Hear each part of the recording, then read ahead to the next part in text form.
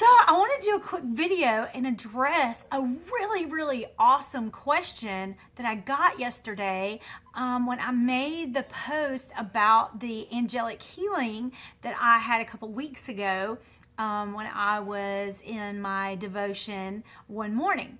And the question, I guess I had written a post on Facebook or I might have actually made some comments in the video as well about the collective. And I referred to the collective asking to the collective. And the question was, what do you mean by the collective? And that is such a great question that I wanted to make a video about it.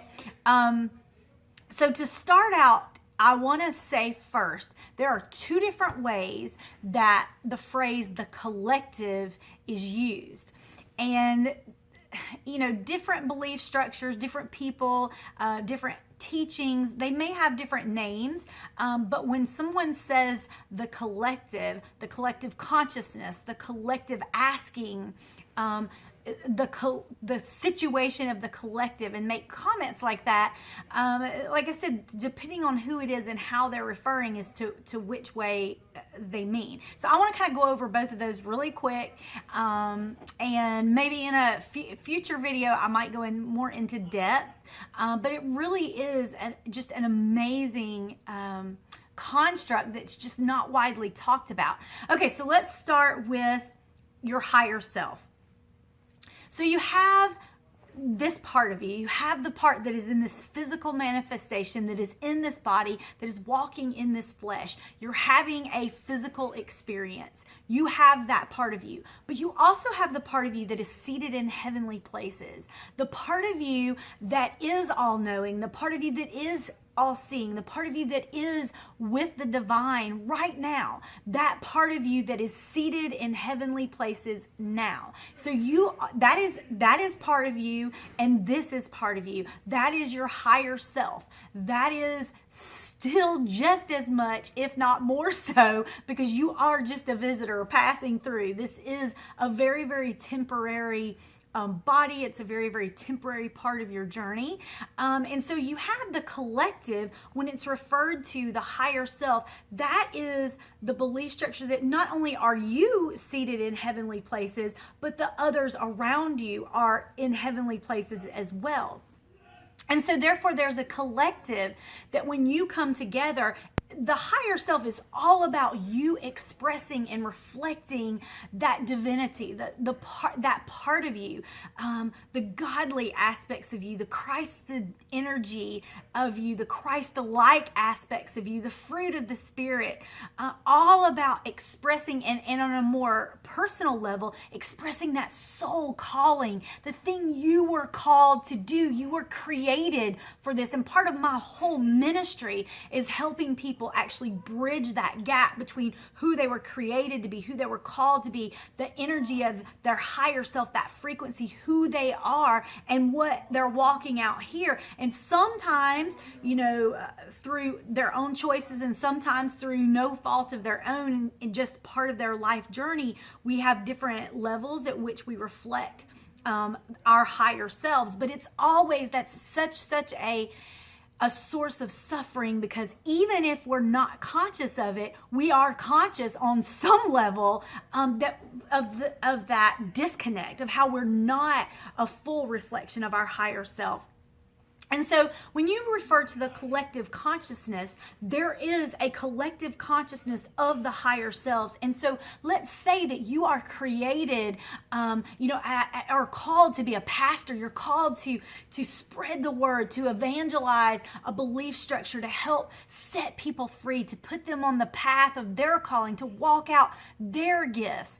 And if you're put on that path, there will be the higher self in the collective consciousness of those who are called for you to minister to, an agreement of sorts that your higher self their higher selves, they work together to help bring these things about. A urge of a phone call, a urge of changing a schedule so that you come into contact with somebody that needs to be in your life, that needs to speak that word, a brother or a sister in need, a way to minister. There are your higher self that have this knowledge. And so there's this collective consciousness that is happening consistently and constantly, where your higher self is a part of you. It is a part of you. And we don't talk about that, but you're very much affected in this body by your higher self. You very much have some points of suffering that come in when we don't reflect that, when we're not walking out that vibration, when there is a difference in the frequencies that we run, which happens more times than not as we walk out this life and this journey, this pilgrimage. And so you have the collective consciousness of the higher self, of you. You're one. You all know, you see, and it is an amazing thing when people can connect to their higher selves and learn to rely and listen to that information coming through.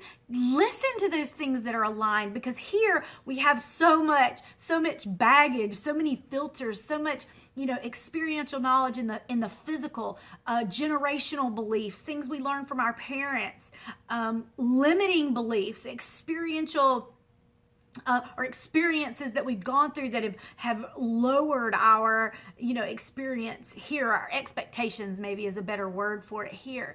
And so the higher self is never concerned or doesn't even feel, these lower emotions of jealousy, insecurity, some of the things we worry about, what other people think of us when we place ourselves in situations where we either self-limit or even do self-destructive behaviors. All of these are behaviors of the flesh. These are the behaviors of the lower self, so to speak, or the body that we embody. These are not the behaviors of the higher self. And so even when we're going through our daily thought processes, who we call, what we do, there's always this alignment with who are you really? Who are you created to be?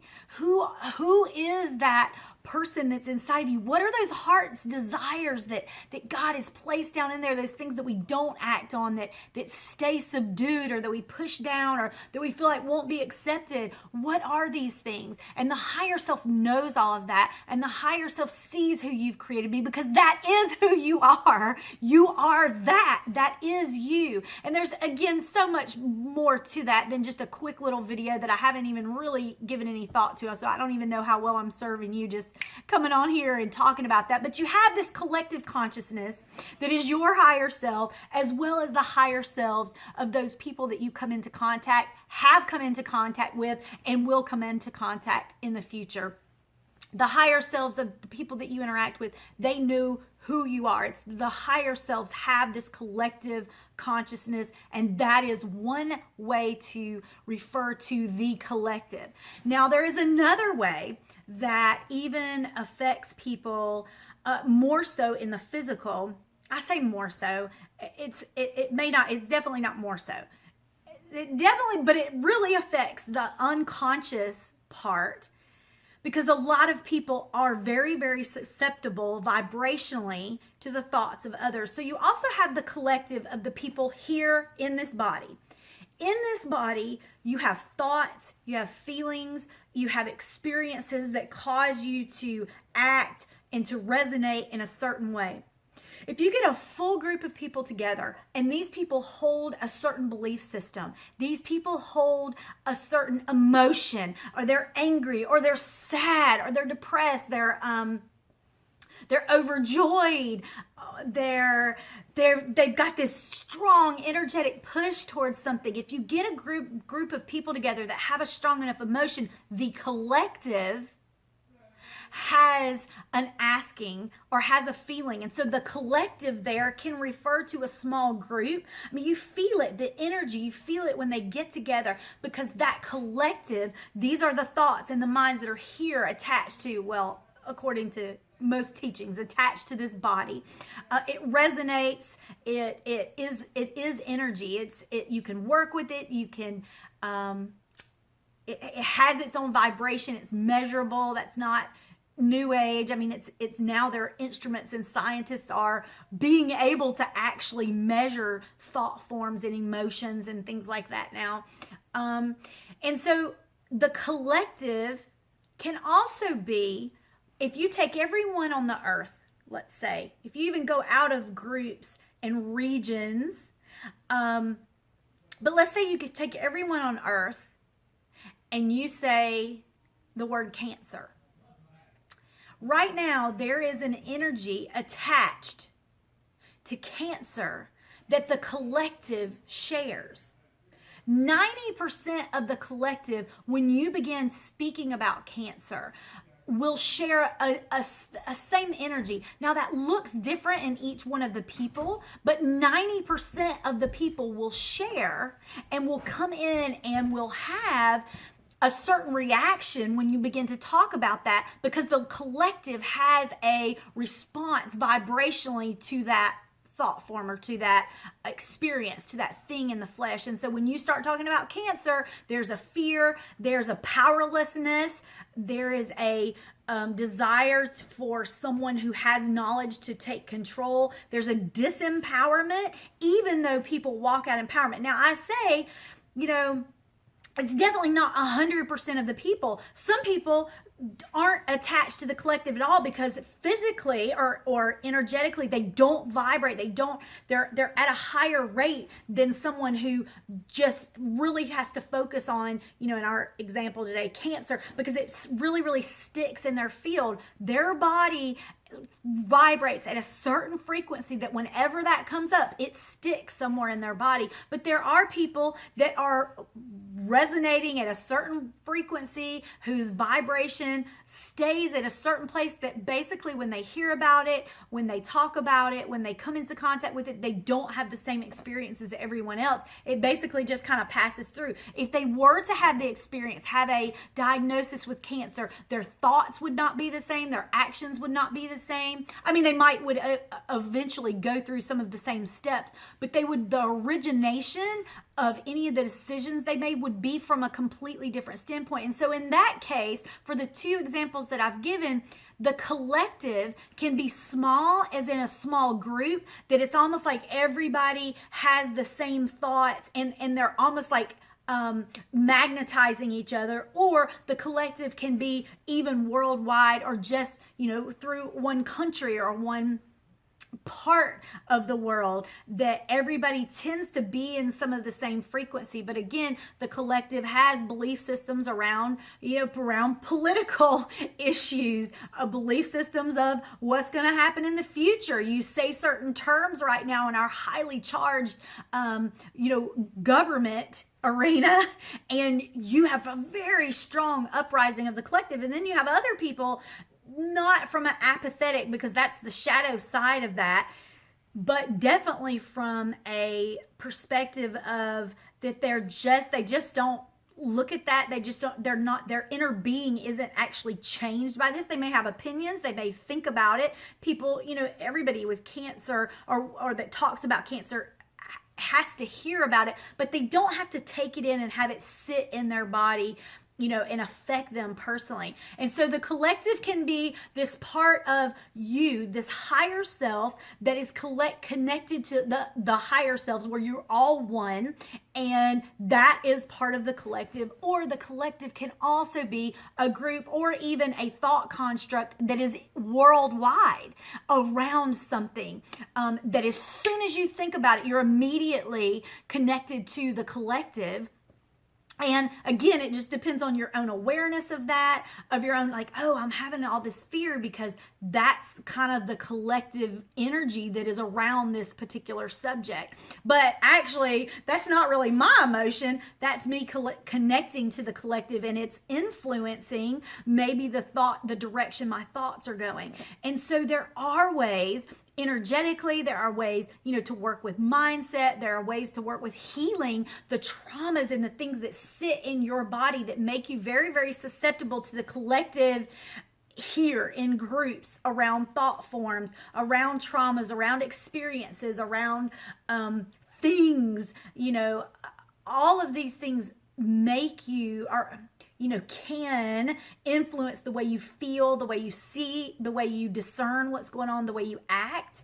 And so most of the time we kind of want to be free of that. If we want to be angry about something, we want to be angry because it's a righteous emotion that we're just having, because it's organic, because that's who we are. But we don't want to have it because we're influenced from the collective, but you just can't help it. When you get a group or get the world together, all of these frequencies kind of connect and everybody shares them on some level. And as that's happening, you're going to be influenced by that. So I will come out probably, or I know I will, in my group with ways to practice energy work in order to heal yourself from this, as well as to prevent and to be conscious of when you're being triggered or when you're responding to something because you're responding to it, or because your higher self is influencing, or the collective, in the sense of this lower collective, this lower self collective is kind of influencing the way that you look at. So again,